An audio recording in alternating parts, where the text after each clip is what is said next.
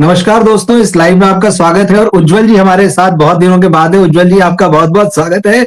और दर्शक सब हमारे आपको याद करते हैं। साथ ही आपके चैनल पे तो देखते ही हैं, पर यहाँ भी रहता है कि कब आएंगे उज्जवल जी और कब बात होगी। जी तो हाँ, आज क्योंकि हाँ मैं पिछले दिनों मुंबई में था भी नहीं। मैं उदयपुर में था और ऋषिकेश हाँ में था।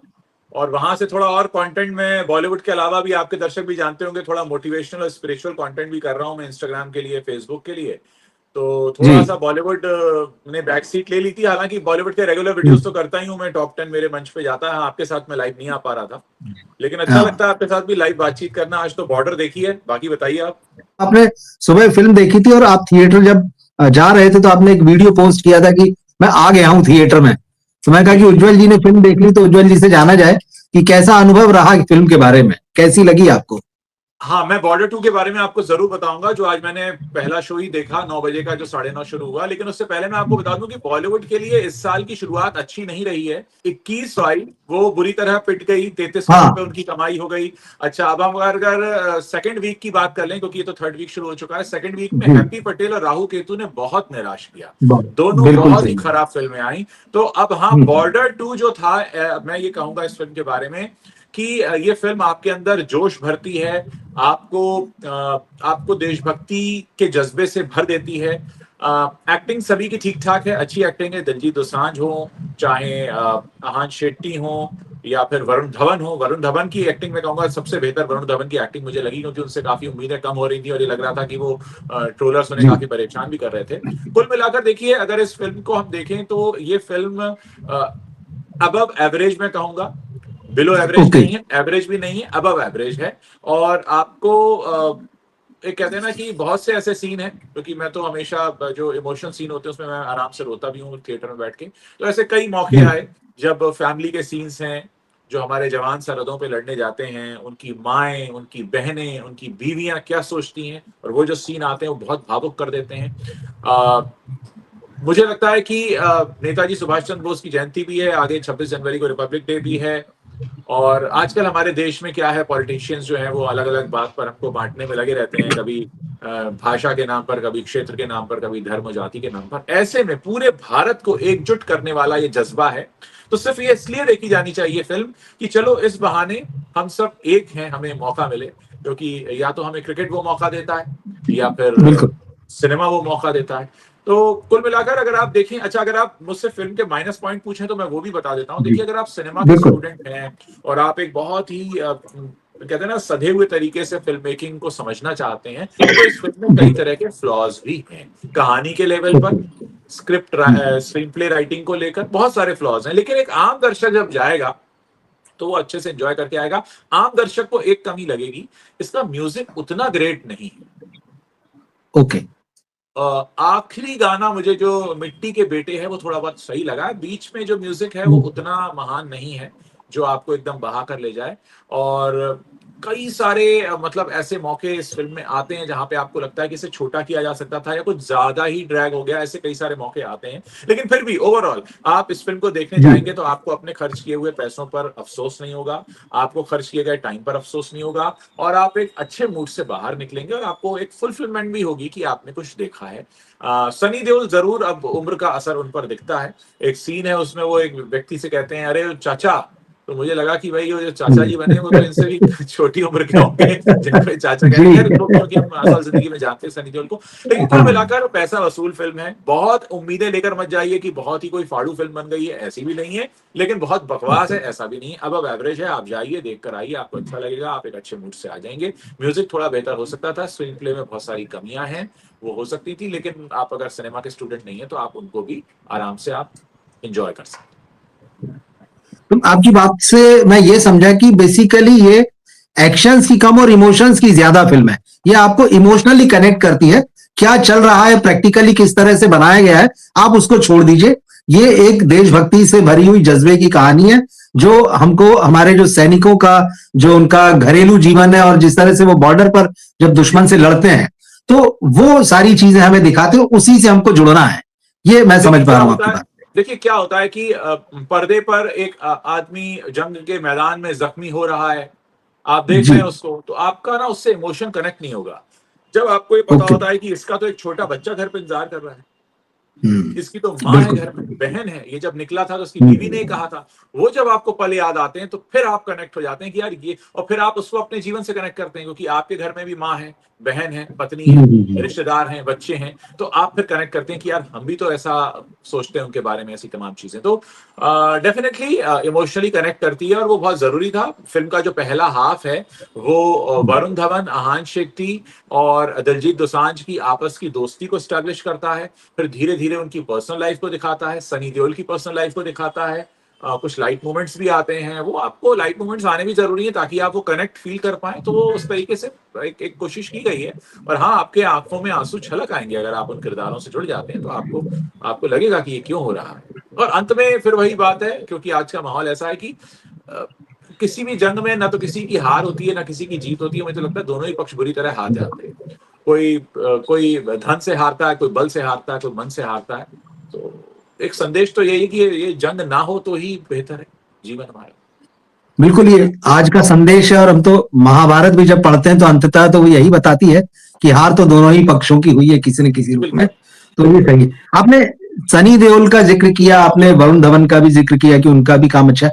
आहान शेट्टी के बारे में आप बताइए, क्योंकि ट्रेलर में हालांकि वो उतने ज्यादा नहीं दिखे और लगभग 4-5 साल बाद उनकी दूसरी फिल्म आई, मतलब उन्होंने डेब्यू किया था तड़प में और एक लंबा ब्रेक आया, अब वो इस फिल्म में दिखे हैं। और सुनील शेट्टी भी उनके लिए मतलब बहुत, एक फादर जो है वो चाहता है कि उसका बेटा चले, बहुत सारी बातें कही, तो फोकस जो है काफी कुछ आहान शेट्टी पर भी रहा है मीडिया में। पर्दे पर वो कैसे लगे, उनके काम को देखकर क्या लगा? जी, आहान शेट्टी का एफर्ट दिखता है, मतलब अभी वो एफर्टलेस एक्टिंग तो नहीं कर पा रहे हैं, उनका एफर्ट दिखता है कि बेचारे बड़ी मेहनत कर रहे हैं खुद को साबित करने की। तो एक ईमानदार कोशिश उनकी तरफ से है। मैं ये नहीं कहूंगा कि उनकी एक्टिंग बहुत बाकमाल है। अगर आप इन तीनों में बात करें तो एक्टिंग दिलजीत दोसांझ और वरुण धवन की अच्छी है। अगर आप एक्टिंग के बारे में पूछ रहे हैं मुझसे, तो वरुण धवन ने अच्छा एक्ट किया है, दिलजीत दोसांझ ने अच्छा एक्ट किया है। आहान शेट्टी एक्टिंग के उस पर मैं नीचे रखूंगा उन्हें, क्योंकि वो लग रहा है कि वो एफर्ट कर रहे हैं अभी, ये लग रहा है, ये दिख रहा है। ओके, तो ये जो आपने जैसे वरुण धवन की बात की, इसमें तो बहुत ट्रोलिंग हुई उनकी फिल्म के आने से पहले। वरुण धवन की क्या आपको लगता है कि जो अब तक की फिल्मोग्राफी है उसमें ये फिल्म कहीं टर्निंग पॉइंट साबित हो सकती है, या पीछे से उन्होंने अलग किया है? देखिए, वरुण की बहुत ट्रोलिंग हो रही थी, मुझे पता है, लेकिन जब मैंने इस फिल्म को देखा तो ट्रोलिंग उनको किए जाने का कोई कारण मुझे समझ में आया नहीं। और उन्होंने बहुत अच्छी एक्टिंग की है, बहुत अच्छे से वो अपने रोल को निभा कर लेकर गए हैं। बेबी जॉन आई थी उनकी, जिसने उनको बुरी तरह डुबा दिया था, तो बेबी जॉन के आगे तो ये सिर्फ फिल्म बहुत अच्छी है उनके एक्टिंग के हिसाब से भी, अगर हम बात कर लें और परफॉर्मेंस के हिसाब से। और मुझे लगता है कि ये एक अलग लेवल पर उनको खड़ा करेगी, और जो ट्रोलर्स हैं उनका मुंह मतलब बंद होगा इसको देखकर।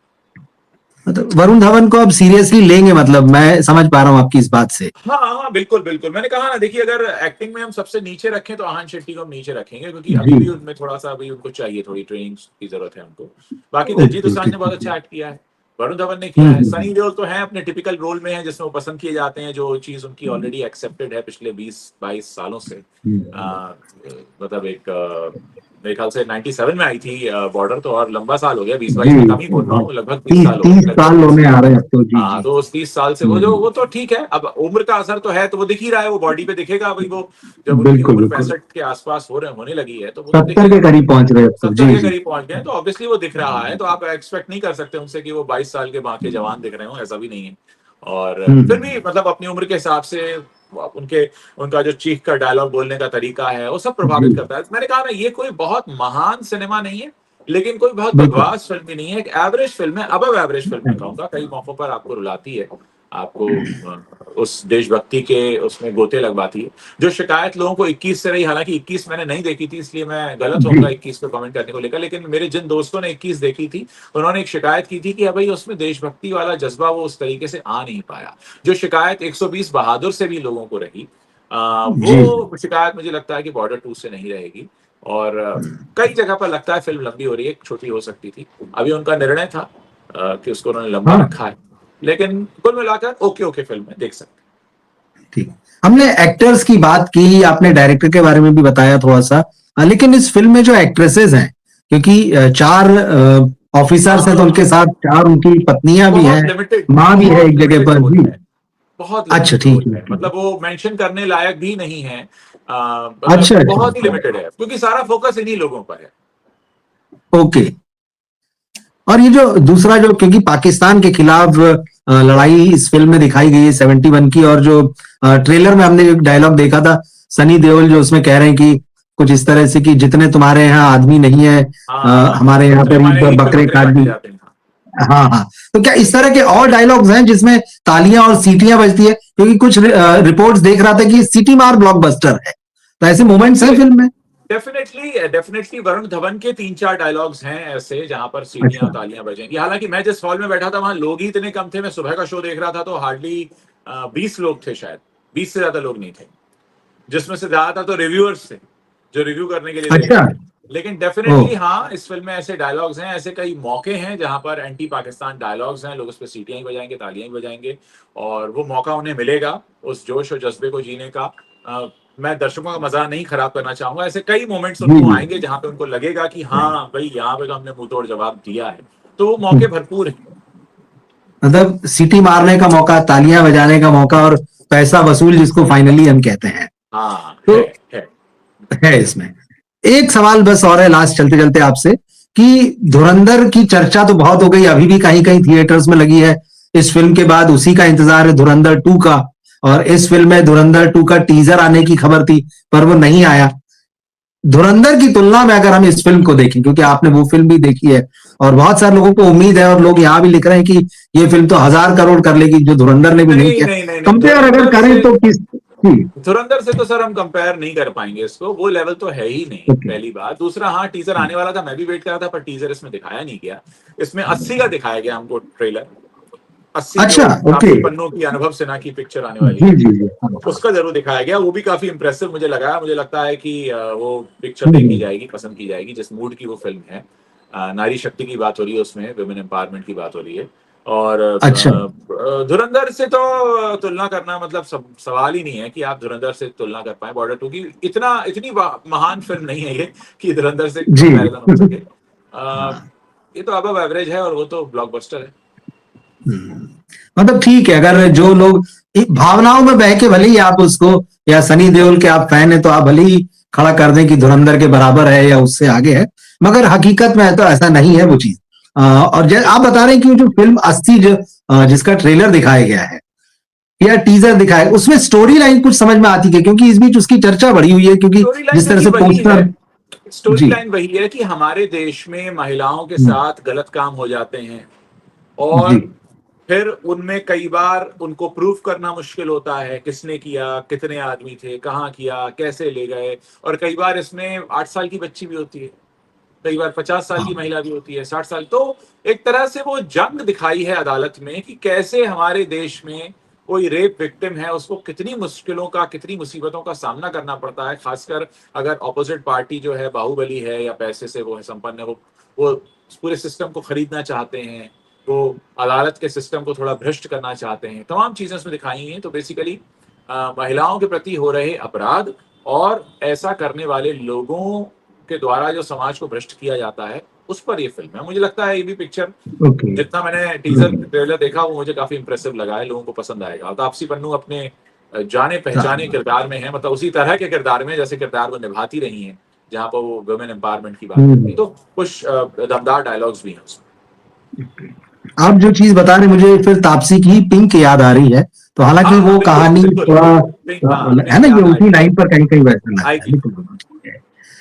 चलिए उज्जवल जी, बहुत बहुत धन्यवाद, और आपने बहुत अच्छे से इस फिल्म के बारे में और बड़ी ऑनेस्टली बता दिया कि क्या है और कैसा है। तो मैं भी फिल्म देखकर आऊंगा, तो फिर मैं बात करूंगा, लेकिन आपकी बात सुनना और आपकी बात जानना बहुत जरूरी थी।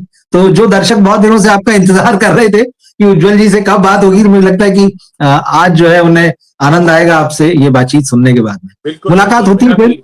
चलिए, मेरी भी नमस्कार कोशिश जी। रहेगी कि हम बात करते रहें जी आपसे। बहुत बहुत शुक्रिया मुझे इनवाइट करने के बिल्कुल, लिए। शुक्रिया, थैंक यू, थैंक यू।